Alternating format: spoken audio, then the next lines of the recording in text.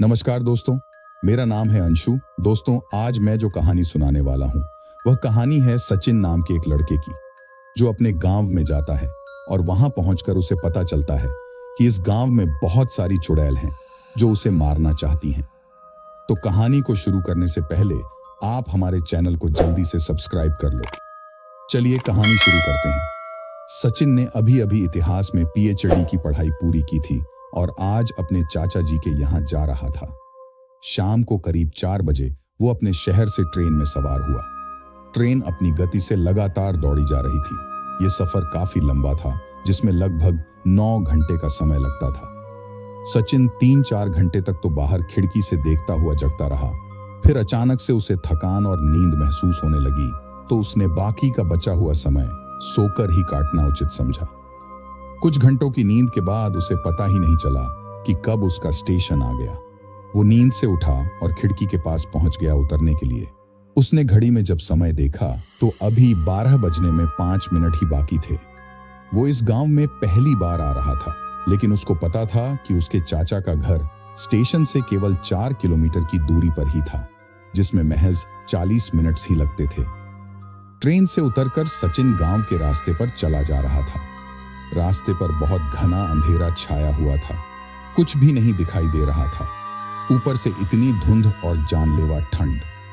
सचिन ने अपने मोबाइल की फ्लैशलाइट जला रखी थी कि शायद इससे कुछ दिखने में मदद मिल सके और वो आसानी से आगे बढ़ सके। उसने इस गांव के बारे में पहले से ही सुन रखा था कि ये चुड़ैलों का गांव है और रात में इस रास्ते से सफर करना जान जोखिम में डालने के बराबर था। पर सचिन इतिहास में बहुत रुचि रखता था, इसलिए भूत और चुड़ैलों में विश्वास नहीं करता था। वो बिना किसी डर के अपने रास्ते पर आगे बढ़ रहा था। अचानक से उसे कुछ आवाजें सुनाई दी। इस रास्ते से आज तो कोई जरूर आएगा, और जब वो आएगा तो उसका ताजा ताजा खून पीकर हम अपनी प्यास बुझाएंगे। सचिन इस आवाज को सुनकर एक झाड़ी के पीछे छुपकर कुछ देखने का प्रयास करने लगा। उसने सबसे पहले अपने मोबाइल की लाइट बंद की। सचिन ने देखा कि चुड़ैलों का एक झुंड, जो कि बहुत ही डरावना और भयानक था, लगातार उसकी ओर बढ़ता चला आ रहा था। डर के मारे सचिन कड़कड़ाती ठंड में भी पसीने से तरबतर हो गया था। डर के मारे उसे कुछ भी नहीं सूझ रहा था कि क्या करे और क्या नहीं। आज उसे जिंदगी में पहली बार चुड़ैल के होने का विश्वास हो रहा था। ये भयानक मुंह और खुले बाल, लंबे लंबे नाखून, जो किसी का कलेजा चीरने के लिए काफी थे। सचिन कांपते हुए कदमों से पीछे हटने लगा, मगर उसे ध्यान आया कि इस झाड़ी के अलावा उस रास्ते पर छुपने के लिए कोई जगह नहीं थी। आज तो वो मन ही मन भगवान को याद कर रहा था। पर आगे जो मंजर था वो बहुत ही खौफनाक था। 1 नहीं, 2 नहीं, बल्कि चुड़ैलों का पूरा झुंड उसकी ओर आ रहा था। सचिन ने ध्यान से देखा कि वो सब एक लाइन में चल रही थी। उनमें जो सबसे बड़ी चुड़ैल थी वो सबसे आगे थी और बाकी सब लाइन में उसके पीछे पीछे चल रही थी। ऐसा लग रहा था मानो वो उन सब की या उस झुंड की उस्ताद थी, जिसका सब चुड़ैलें पीछा कर रही थी। सचिन डर के मारे वहां छिपा हुआ बहुत देर तक बैठा रहा, जब तक कि वो चुड़ैलों का झुंड उससे आगे नहीं निकल गया। धीरे धीरे वो झुंड सचिन के पास से आगे की ओर निकल गया। तब जाकर सचिन की जान में जान आई। अब सचिन ने उनके निकल जाने के बाद गांव की ओर तेज गति से दौड़ना शुरू किया। उसकी सांसें फूली हुई थीं और डर के मारे चेहरा लाल हो चुका था। जैसे तैसे करके वो अपने चाचा जी के घर के मेन गेट पर पहुंचा और दरवाजे पर दस्तक दी। उसकी चाची ने दरवाजा खोला और सचिन को अंदर बुलाया। सचिन ने चाची को नमस्ते कहा और उनके चरण स्पर्श किए। चाची ने आशीर्वाद देते हुए कहा, चिरंजीवी भव। फिर चाची ने सचिन से इतनी देरी से आने का कारण पूछा और साथ ही कहा कि तुम हाफ क्यों रहे हो बेटा। सचिन को कुछ समझ ही नहीं आ रहा था कि क्या जवाब दे, इसीलिए उसने ये कहकर टाल दिया कि वो क्या है ना चाची जी, मेरी ट्रेन 3 घंटे लेट हो गई थी तो आने में जरा देरी हो गई। चलो कोई बात नहीं बेटा, अपना सामान यहाँ खटिया पर रखो और मुंह हाथ धो लो, मैं तुम्हारे लिए खाना लगा देती हूँ। तभी अंदर से आवाज आई, अरे सचिन बेटा, आ गए तुम। ये सचिन के चाचा ठाकुर विशंभर सिंह थे। सचिन ने हाँ में सिर हिलाते हुए उनको प्रणाम किया। आओ बेटा बैठो। चाचा जी ने सचिन को अपने पास एक चारपाई पर बैठे का इशारा करते हुए कहा। सचिन उनकी बगल में ही चारपाई पर जाकर बैठ गया। सचिन के लिए खाना परोसा जाता है और वो चारपाई पर बैठकर खाना खाने लगता है। खाना खाने के बाद सचिन पूछता है, चाची कामिनी कहाँ है, दिखाई नहीं दे रही? बेटा वो श्रीनगर गई है, स्कूल का एक पिकनिक है, कल शाम तक वापस लौटेगी। इसी तरह सचिन और चाची के बीच कुछ देर तक लंबा वार्तालाप चलता है और उसके बाद सब सोने के लिए बिस्तर पर चले जाते हैं। सचिन अपने बिस्तर पर पड़ा पड़ा अभी भी उस चुड़ैलों के खौफनाक झुंड के बारे में सोच रहा होता है, जो एक बहुत ही डरावना मंजर था। उसके मन में अभी भी जिज्ञासा थी उन चुड़ैलों की हकीकत के बारे में जानने की। सचिन की बिस्तर पर लेटे लेटे अचानक आंख लग गई और वो पहुंच गया सपने में एक नई दुनिया की सैर पर। एक लड़की सफेद कपड़ों में ठीक उसके सामने रोड पर खड़ी थी। अंधेरी सुनसान रात, दूर दूर तक कोई भी नहीं था वहां। उस लड़की के लंबे लंबे बाल थे गर्दन तक, पर उसने अपनी मुंडी झुकाई हुई थी। सचिन उससे कुछ ही कदम की दूरी पर खड़ा था। वो लड़की धीरे धीरे सचिन की ओर बढ़ रही थी। उसकी पायल की आवाज सचिन का दिल दहला देने वाली थी। वो लगातार उसकी ओर बढ़ी ही जा रही थी। सचिन इतनी रात को उस सुनसान सड़क पर सफेद कपड़े पहनी हुई लड़की को देखकर मारे डर के कांपने लगा था। बहुत ही जल्द वो सचिन के पास आई और बोली, क्यों सचिन बाबू, पसंद आया ना ये गांव तुमको? मैं तो तुम्हारी अपनी हूं, मुझे नहीं पहचानते? आखिर आ ही गए ना तुम इस गांव में। अब होगा मेरा बदला पूरा। तुम्हें यहां तुम्हारी मौत खींच लाई है। और हां, भागने की तो सोचना मत, हर पहर मेरी नजर तुम पर रहेगी। तो आओ तुम्हें कुछ नजारा दिखा दूं तुम्हारी मौत का। इतना कहकर वो औरत हवा में उड़ने लगी और सचिन को अपने एक हाथ से गर्दन से पकड़कर ऊपर की ओर ले गई। सचिन पूरी तरह से हवा में झूल रहा था। उसने जब नीचे देखा तो वो जमीन से बहुत ऊंचाई पर हवा में झूल रहा था और उसकी गर्दन ठीक उस औरत के हाथ में थी। तो कैसा लग रहा है सचिन बाबू? आ रहा है ना मजा हवा में झूलने का? अभी तो और भी मजा आने वाला है जब मैं तुम्हें इतनी ऊंचाई से जमीन पर फेंकूंगी। इतना कहकर उस औरत ने सचिन को उस ऊंचाई से जमीन पर फेंक दिया और सचिन चिल्लाने लगा, बचाओ बचाओ। उसकी चीख सुनकर उसके चाचा चाची उठकर भागकर उसके कमरे में आते हैं। वहां आकर देखा तो सचिन बेड पर बैठा हुआ मारे डर के पसीने से तरबतरे हो चुका था। चाची ने उससे पूछा, बेटा क्या हुआ? कोई बुरा सपना देखा क्या जो इस तरह से इतनी ठंड में भी पसीने से भीगे हुए हो? लगता है तुमने जरूर कोई बुरा सपना देखा है, तभी इतने डरे हुए हो। सचिन बोला, पर चाची मैं तो सड़क पर था। यह सुनकर चाची बोली, कौन सी सड़क? कैसी सड़क?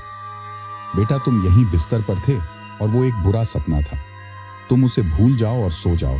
देखो 4 बज चुके हैं, अभी सुबह होने को है। सचिन इस सपने से बहुत परेशान हो चुका था। उसको कुछ समझ नहीं आ रहा था कि वो औरत कौन थी और उसका उसके साथ क्या संबंध है। पर सचिन एक इतिहासकार था, तो वो इस बात की जड़ तक पहुंचना चाहता था जो उसके लिए बहुत जरूरी थी। उसको ये बात सता रही थी कि आखिर वो औरत उसकी जान की दुश्मन क्यों बनी हुई है। उसने उसका क्या बिगाड़ा है और वो तो उसको जानता तक नहीं था। यही सब बातें सोचते सोचते शाम हो गई थी। शाम को सचिन अपने मूड को ठीक करने के लिए गांव के बाहर सड़क के रास्ते पर घूमने के लिए चला गया। जब वो उस रास्ते पर पहुंचा तो उसे वहां एक छोटी नन्ही सी चुड़ैल दिखाई दी, जो सचिन को देखते ही जोर जोर से हंस हंस कर कह रही थी, तुम्हारी मौत नजदीक है, मुझे इंसाफ चाहिए भाई। मेरी और मेरी मां की मौत का बदला हम जरूर लेंगे। जब तक हम ये बदला न ले लें, हम चैन से नहीं बैठेंगे। अब सचिन बिल्कुल ही उलझ चुका था। उसके पास 2 चुड़ैलों की कहानी थी जो उससे बदला लेने को तड़प रही थी। एक तो वो चुड़ैल जो उसके सपने में आई थी और एक ये छोटी नन्ही सी बच्ची नुमा चुड़ैल। और खास बात ये थी कि दोनों ही उससे बदला लेना चाहती थी। पर इस बदले के पीछे की वजह क्या थी और कौन थी ये दोनों चुड़ैल? सचिन सारी रात इस बारे में विचार करता रहा कि आखिर माजरा है क्या। फिर उसे याद आता है कि उस नन्ही चुड़ैल ने उसको भाई क्यों पुकारा। आखिर वो उसकी बहन कैसे हुई, जबकि वो तो अपने पिता की इकलौती संतान था। तो उसका उससे क्या रिश्ता हुआ और कैसे हुआ?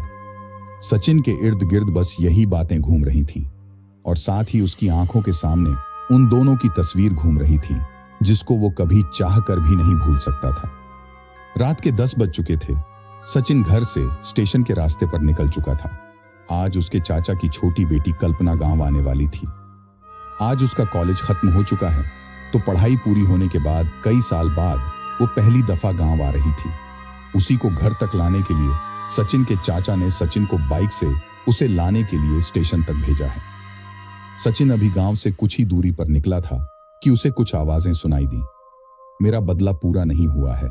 जब तक मैं उस हरिओम के बेटे सचिन को मौत के घाट नहीं उतार देती, तब तक मेरा बदला पूरा नहीं होगा। सचिन ये सब सुनकर सोच में पड़ जाता है। आखिर ये चुड़ैल मेरे पिताजी का नाम कैसे जानती है और मेरे खून की प्यासी क्यों है? वो चुड़ैल आगे बोलती है, मुझे आज भी याद है कैसे वो बेरहम मुझे बिन ब्याही मां बनाकर दर दर की ठोकरें खाने को अकेला छोड़ गया था। उसकी तो हवस पूरी हो गई, पर मैं किसी को मुंह दिखाने लायक तक नहीं बची थी। फिर भी मैंने दुनिया वालों की नजरों से बचकर इस बच्ची को पाल पोस कर बड़ा किया। उस वक्त ये 12 साल की हो चुकी थी। तब गांव वालों ने आखिर हमारा पता लगा ही लिया। मुझे गांव वालों ने बदचलन कहकर पुकारा और मेरे पवित्र प्रेम का अपमान किया, जबकि इन सब में मेरी तो कोई भी गलती नहीं थी। इसी अपमान से परेशान होकर मैंने और मेरी बेटी ने आत्महत्या कर ली थी। पर हम दोनों की इस मौत का जिम्मेदार कोई और नहीं बल्कि हरिओम था, जिसके कारण हमें अपनी जान लेनी पड़ी। मैं कसम खाकर कहती हूं, मैं अपनी और अपनी बेटी की मौत का बदला जरूर लूंगी। छोड़ूंगी नहीं किसी को भी, एक एक को मार डालूंगी। उसका सारा खानदान खत्म कर दूंगी, तभी होगा मेरा इंतकाम पूरा। उसका बेटा सचिन अभी गांव में आया हुआ है। मौत का कुछ ट्रेलर तो मैंने उसे पहले ही दिखा दिया है और अब समय आ गया है कि मैं उसकी हस्ती मिटा दूं। अपने बेटे की मौत पर जब वो हरिओम बिलख बिलख कर रोएगा, तब मेरी रूह को शांति मिलेगी। तुम्हारी बात ठीक है राधा, बड़ी चुड़ैल ने बीच में ही बात काटते हुए कहा। ये इंसान होते ही ऐसे हैं, प्यार का नाटक करके किसी भी लड़की की जिंदगी खराब करने से बाज नहीं आते। मेरा तो मन करता है इनका कलेजा चीर के सारा लहू पी जाऊं। उन चुड़ैलों की बातें सुनकर सचिन के रोंगटे खड़े हो गए। उसे विश्वास ही नहीं हो रहा था कि ये चुड़ैल वही लड़की है जिससे उसके पिता ने प्यार किया था।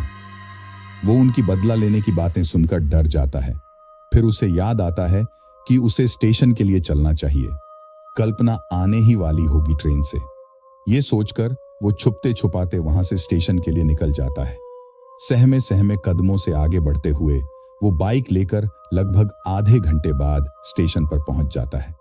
उसने घड़ी देखी तो पता चला कि ट्रेन के आने में अभी कुछ वक्त बाकी था, इसलिए वो गाड़ी के इंतजार में स्टेशन पर बनी एक सीट पर बैठ गया। चारों ओर उसे कोई नहीं दिखाई दे रहा था। फिर भी अपने मूड को सही करने के लिए उसने अपना फोन निकाला और गाने सुनने लगा। कुछ समय बाद ट्रेन ने सीटी मारी और छुक छुक की आवाज करते हुए स्टेशन की ओर आती हुई दिखाई दी। सचिन अपनी सीट से झट से खड़ा हो गया। कुछ ही पलों में ट्रेन स्टेशन पर आकर रुकती है। सचिन ने हर तरफ ध्यान दिया, मगर कल्पना कहीं नजर नहीं आती है। तभी पीछे से कोई उसके कंधे पर हाथ रखता है और आवाज आती है, भैया। सचिन एकदम से डर जाता है। कल्पना तुम हो, मैंने सोचा पता नहीं पीछे से कौन आ गया। मैं तुम्हें हर जगह ढूंढ रहा था और तुम हो कि मेरे पीछे ही खड़ी थी।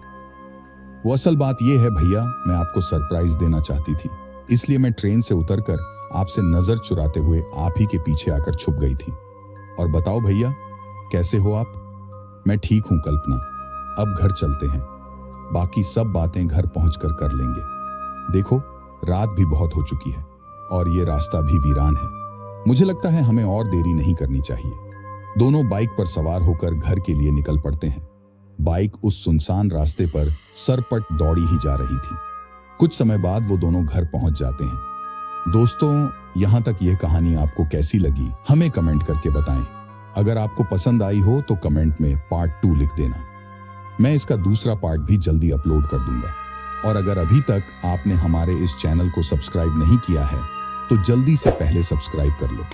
और हाँ, आप ये कहानी कहां से सुन रहे हैं कमेंट में जरूर बताएं, जिससे हमें पता चल सके कि आप हमारी यह कहानी कहां से सुन रहे हैं।